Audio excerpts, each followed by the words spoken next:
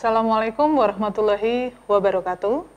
Saya Wahyu Pramesti dari Prodi Akuntansi Syariah. Kali ini kita akan membahas tentang Responsibility Accounting atau akuntansi pertanggungjawaban di mata kuliah akuntansi manajemen.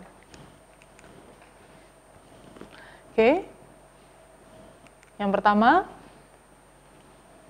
ini tentang akuntansi pertanggungjawaban tradisional. Pada zaman dahulu, seperti dongeng ya, padahal ini bukan. Oke, dahulu akuntansi pertanggungjawaban itu adalah satu-satunya media atau alat untuk mengevaluasi kinerja manajemen. Namun, sekarang pergeseran filosofi manajemen dari kinerja individu menjadi kinerja kelompok atau kinerja tim. Oke, ini sesuatu hal yang baru di akuntansi pertanggungjawaban untuk kinerja manajerial tentunya. Kemudian, definisi akuntansi pertanggungjawaban. Akuntansi pertanggungjawaban adalah sistem akuntansi yang dirancang untuk mencatat, melaporkan dari pendapatan ataupun biaya yang timbul akibat pelaksanaan aktivitas kepada manajer yang bertanggung jawab terhadap aktivitas tersebut. Tujuannya untuk menyediakan informasi yang dapat digunakan oleh manajer untuk mengevaluasi efisiensi penggunaan sumber daya organisasi. Jadi, akuntansi pertanggungjawaban ini adalah satu bentuk evaluasi kinerja manajerial pada zaman dulunya yang melaporkan tentang perbandingan antara anggaran dan realisasi dan bagaimana manajemen atau pihak manajerial bisa mempertanggungjawabkan apa yang telah dilakukannya, apa saja upaya untuk mengurangi penyimpangannya, dan seterusnya. Ini adalah definisi dari akuntansi pertanggungjawaban. Kemudian, skema akuntansi pertanggungjawaban. Yang pertama, menghitung biaya sesungguhnya setiap aktivitas dalam periode tertentu. Biaya sesungguhnya dihitung dulu, kemudian dibandingkan biaya sesungguhnya tadi dibandingkan dengan anggaran biaya yang seharusnya terjadi. Hasilnya pasti ada perbedaan antara yang direncanakan dengan realisasinya. Perbedaan tersebut disebut sebagai penyimpangan atau gap. Ada penyimpangan antara anggaran dengan realisasi. Dan perbedaan tersebut harus dilaporkan kepada manajer yang mengendalikan aktivitas tersebut.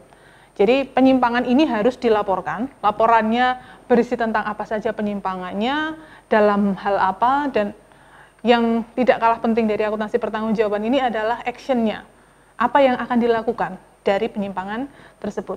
Tindakan seperti apa yang perlu dilakukan, corrective action-nya seperti apa. Selanjutnya, kaitan akuntansi pertanggungjawaban dengan struktur organisasi. Seperti yang kita ketahui, struktur organisasi itu berjenjang. Oke. Dan akuntansi pertanggungjawaban ini didesain berdasarkan struktur organisasi. Pendekatan yang digunakan dalam akuntansi pertanggungjawaban adalah yang pertama pendekatan fungsional. Struktur organisasi disusun berdasarkan fungsi produksi, marketing, personalia, keuangan, dan lain sebagainya. Artinya, struktur organisasi yang ada itu didesain sesuai dengan fungsi mereka masing-masing.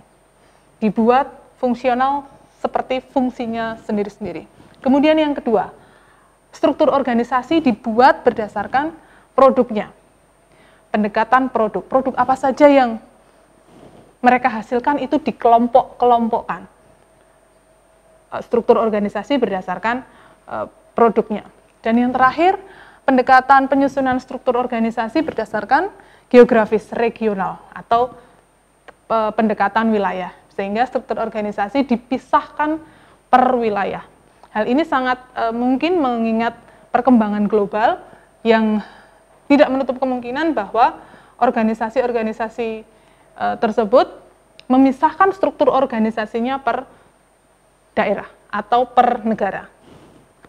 Oke, ini pendekatan struktur organisasi. Kemudian, Selanjutnya, mengenai keterkaitan antara struktur organisasi dan pelaporan pertanggungjawaban. Oke, skemanya singkat. Semakin tinggi level seseorang, level manajer dalam suatu struktur organisasi, maka laporan yang mereka terima itu semakin ringkas. Kalau semakin bawah level manajernya, laporan mereka akan semakin teknis untuk cakupan yang sempit. Ini laporan pertanggungjawaban akan disusun seperti itu. Selanjutnya, penentuan pihak yang mengendalikan biaya. Yang pertama, sistem akuntansi pertanggungjawaban yang efektif ini harus memisahkan antara controllable cost dan uncontrollable cost. Controllable cost itu adalah biaya yang bisa dikendalikan oleh manajer. Ini yang menjadi tanggung jawab manajer. Tapi ketika manajer dihadapkan dengan uncontrollable cost, maka tidak akan relevan ketika manajer bagian atas akan meminta pertanggungjawaban dari manajer yang bersangkutan atas biaya yang tidak bisa dikendalikannya. Oke, jadi controllable cost harus dipisahkan dengan uncontrollable cost. Yang kedua, asumsi dasar akuntansi pertanggungjawaban itu adalah individu yang berwenang mengendalikan aktivitas harus bertanggung jawab terhadap biaya yang timbul akibat aktivitas tersebut. Logis. Jadi manajer yang diberi tanggung jawab tentang suatu aktivitas itu wajib mempertanggungjawabkan aktivitas yang terjadi di dalamnya. Kemudian mengidentifikasi biaya yang terkendali oleh manajer unit operasi ini satu hal yang sulit. Sekali lagi, pemisahan controllable dan uncontrollable. Mudah di teori, realitanya kita butuh kerja keras untuk itu. Selanjutnya, biaya setiap unsur pengeluaran itu ada dua elemen. Yang pertama adalah harga per unit, yang kedua adalah kuantitas unsur yang digunakan. Bila biaya yang dapat ditelusur dan dibebankan langsung ke departemen, ini jumlahnya dipengaruhi oleh perubahan aktivitas, maka biaya tersebut termasuk biaya terkendali. Ini adalah definisi untuk memisahkan controllable cost dan uncontrollable cost. Oke. Selanjutnya, tanggung jawab terhadap biaya overhead pabrik. Yang pertama, unsur overhead itu ada yang dapat dibebankan secara langsung dan menjadi tanggung jawab kepada kepala departemen, dan sebagian lagi itu berasal dari alokasi untuk penentuan tarif BOP. Jadi BOP itu bisa dibebankan atau bisa diidentifikasi langsung ke satu departemen atau memerlukan alokasi untuk penentuan tarif BOP. Yang kedua, biaya hanya perlu dialokasikan apabila manajer departemen menerima alokasi itu dapat mengendalikan biaya yang dialokasikan. Bila tidak, maka sebaliknya. Selanjutnya, departemen pemakai harus mengetahui harga jasa sebelum membeli sehingga dapat mempertimbangkan biaya dan memanfaatkannya. Selanjutnya, ini adalah tujuan utama laporan pertanggungjawaban. Tujuan utamanya adalah yang pertama, memotivasi individu untuk mencapai kinerja yang tinggi dengan melaporkan efisiensi dan inefisiensi kepada manajer pusat pertanggungjawaban. Jadi, motivasi yang dikejar agar manajer itu bisa mencapai tujuan organisasi. Yang kedua, memberi informasi yang dapat membantu manajer pusat pertanggungjawaban untuk mengidentifikasi inefisiensi sehingga biaya bisa dikendalikan secara lebih efisien. Oke, ini tujuan utama akuntansi pertanggungjawaban. Laporan pertanggungjawaban lebih spesifiknya. Selanjutnya, karakteristik laporan pertanggungjawaban. Yang pertama, harus sesuai dengan struktur organisasi. Manajer level atas itu laporan pertanggungjawabannya lebih ringkas dan memuat menyeluruh untuk seluruh organisasi dan akan semakin terperinci, semakin spesifik ketika level dalam struktur organisasinya semakin ke bawah. Yang kedua, harus konsisten. Jadi bentuk dan isinya harus konsisten setiap waktu diterbitkan agar lebih mudah untuk dibandingkan.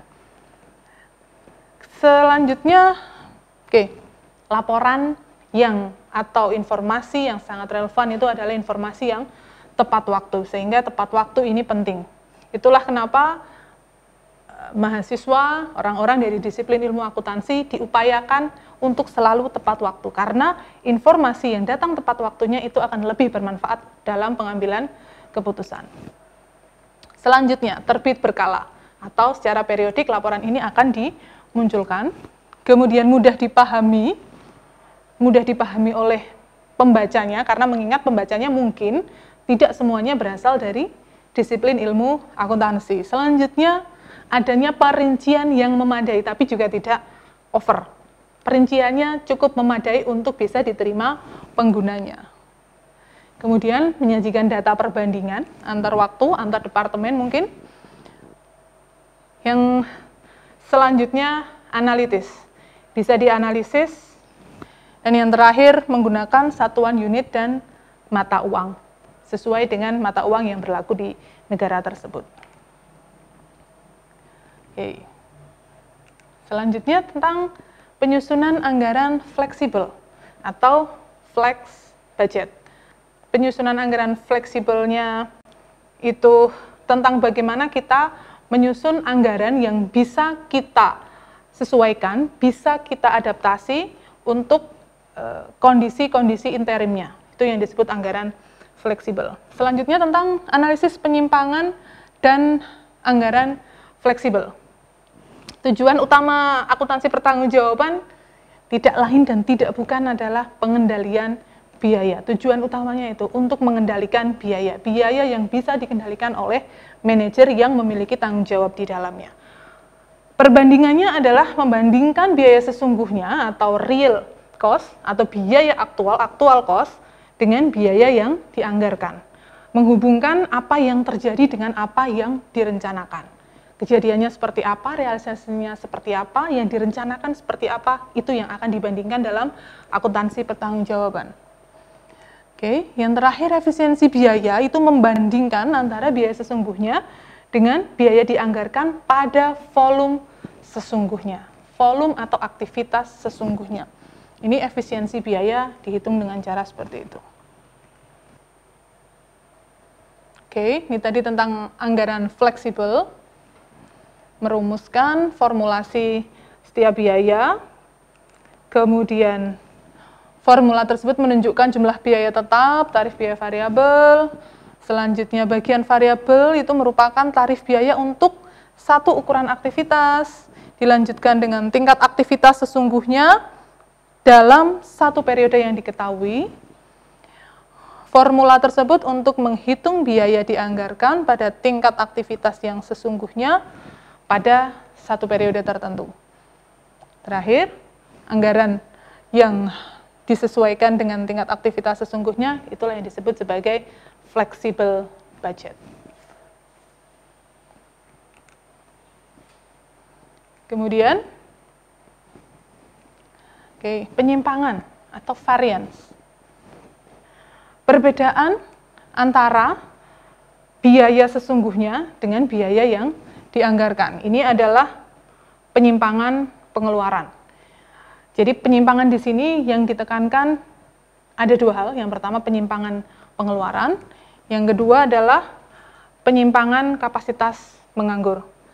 Ketika penyimpangan keluar tadi adalah perbedaan antara biaya sesungguhnya dengan biaya dianggarkan. Penyimpangan kapasitas menganggur ini perbedaan biaya dianggarkan pada aktivitas sesungguhnya dibandingkan dengan biaya yang dibebankan ke produk yang dihasilkan selama satu periode. Oke, ini tentang analisis penyimpangan. Oke, selanjutnya, akuntansi pertanggungjawaban pendekatan alternatif. Akuntansi pertanggungjawaban adalah satu alat yang merupakan perkembangan logis dari manajemen gaya otokratis, atau manajer bertugas mengarahkan sehingga manajer tersebut harus terampil, harus mampu melakukan segala sesuatu, dan ini merupakan satu hal yang mendekati sempurna, gitu ya. Kemudian berubah gaya manajer itu dimungkinkan untuk manajer memiliki gaya partisipatif. Artinya manajer menjadi bagian dari tim dan anggota itu ikut terlibat dalam proses mencapai tujuan. Sehingga di sini terjadi pergeseran penekanan dari kinerja individu ke kinerja tim. Sehingga menimbulkan pertanyaan mengenai apakah akuntansi pertanggungjawaban ini perlu sebagai dasar untuk mengevaluasi kinerja manajemen. Sehingga kritik tersebut memunculkan dua poin utama dalam akuntansi pertanggungjawaban. Yang pertama tentang perilaku disfungsional manajer, dan yang kedua adalah kegunaan informasi bagi manajer. Oke. Ini kritik yang pertama tentang perilaku disfungsional manajer.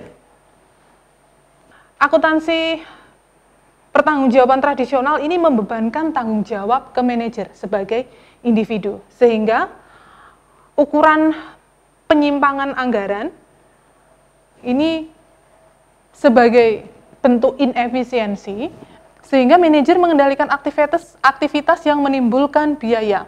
Penyimpangan dibebankan kepada manajer. Penyimpangan dibebankan kepada orang yang memikul tanggung jawab tersebut, bukan pada proses yang menyebabkan terjadinya penyimpangan. Sehingga individu yang dievaluasi, manajer yang dievaluasi sebagai individu. Individu cenderung untuk meminimalisir penyimpangan. Sebagai seorang individu sangat lazim, sangat wajar kalau kita selalu ingin dinilai baik. Sehingga ketika laporan pertanggungjawaban ini menekankan pada kinerja individu yang dimintai pertanggungjawaban individu, maka muncul kecenderungan manajer tersebut, individu tersebut ingin dinilai baik. Dengan demikian, saya kembalikan lagi ke slide tadi, kecenderungan perilaku manajer yang ketika dia selalu ingin dinilai baik. Yang pertama, akan mengutamakan kepentingan sendiri.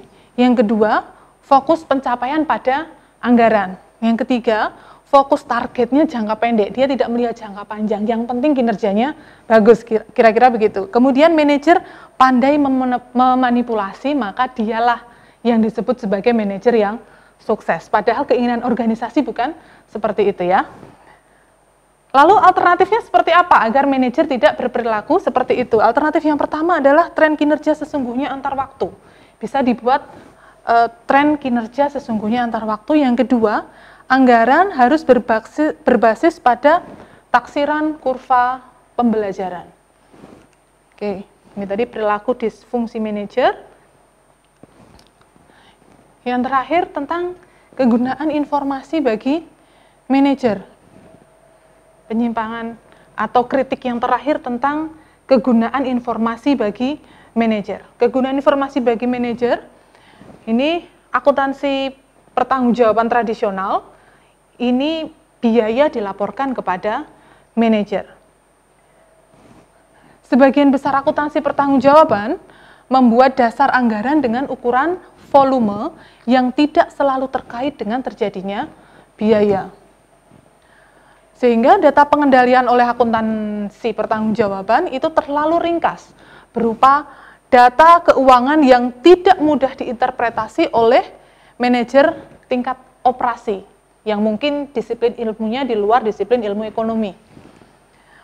Selanjutnya, penyimpangan pengeluaran tidak memberikan informasi yang mampu membantu manajer mengidentifikasi penyebabnya. Jadi data penyimpangannya ada, tapi manajer tidak punya akses untuk mengidentifikasi kenapa penyimpangan ini terjadi, penyebabnya apa, kapan terjadinya, dan informasi yang lebih detail tentang penyimpangan tersebut. Sehingga alternatif solusinya adalah perhitungan biaya dengan akuntansi pertanggungjawaban yang berdasar pada aktivitas. Demikian pertemuan kita kali ini. Terima kasih. Saya Wahyu Pramesti. Assalamualaikum warahmatullahi wabarakatuh.